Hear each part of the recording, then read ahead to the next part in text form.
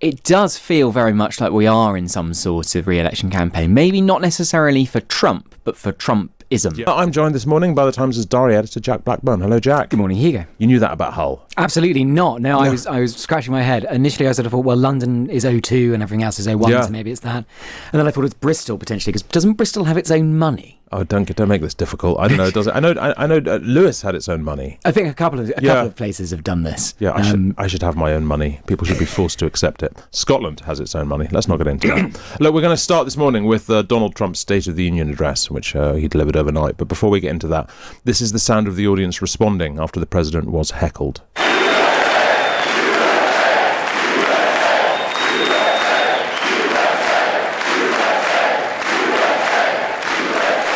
Let's compare that with the general sound of the House of Commons.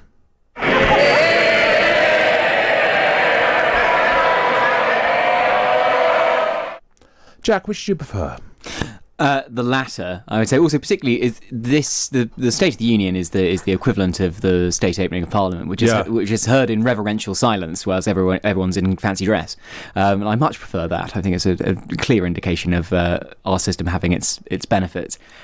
The overwhelming sort of visual and audio sense of last night is just how incredibly divided America is. I know that's not exactly news, but most clearly last night it was being brought out, and Trump using it as a weapon, encouraging Republicans to stand up and Democrats sit down immediately, having that image plastered around.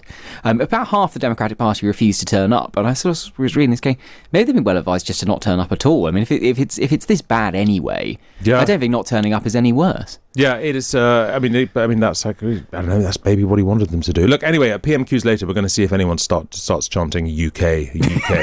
Or perhaps whatever the acronym for Great Britain. It's another benefit of Great Britain and Northern Ireland. Stick it all together. UKGBNI. It takes a while. Yeah, I think there's another strength in our system is that we either have too few syllables or too many for inane chanting. We're just not good at chanting. Our system does not. You're right. Our system does not lend itself towards it. Look, the speech was extremely long, and because we've got very short attention spans on this show, I blame smartphones. Here are the key moments in under 1 minute. After just 1 year, I can say with dignity and pride that we have achieved a transformation like no one has ever seen before, and a turnaround for the ages. It is indeed a turnaround for the ages. If you agree with this statement, then stand up and show your support.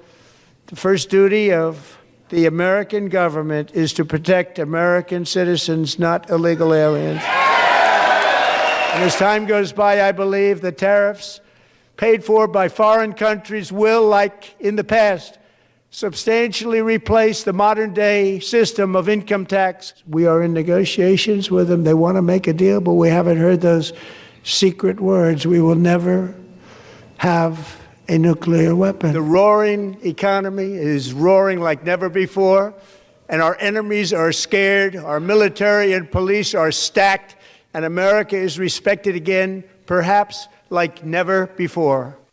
Well, so the economy and immigration were the central themes in his speech, but he also discussed his negotiations with Iran, and he praised the US men's ice hockey team for beating Canada, and he repeated his claim to have ended 8 wars. Jack, telling voters the golden age of America is upon us carries some big risks, because the voters have got to feel they agree. Huge risks. And plainly, he had this long section, it was a long list rather, of all the things where he said prices have come down.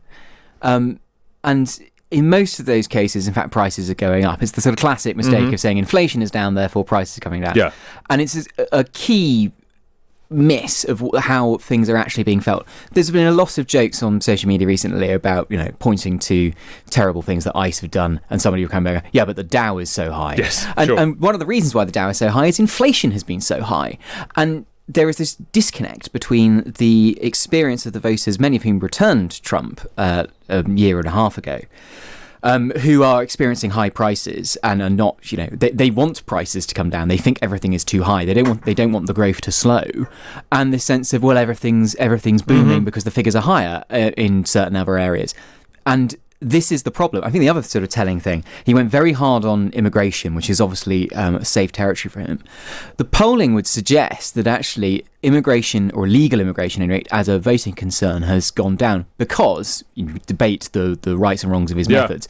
The figures have gone down dramatically. I think it's interesting looking towards our shores as our immigration figures go down, that if you do get immigration down, you don't necessarily get credit. People move on to the other things that are bothering them. Well, I mean, I guess the difference there is he's really cracked down on illegal immigration, and the one thing the government is failing to crack down here is illegal immigration.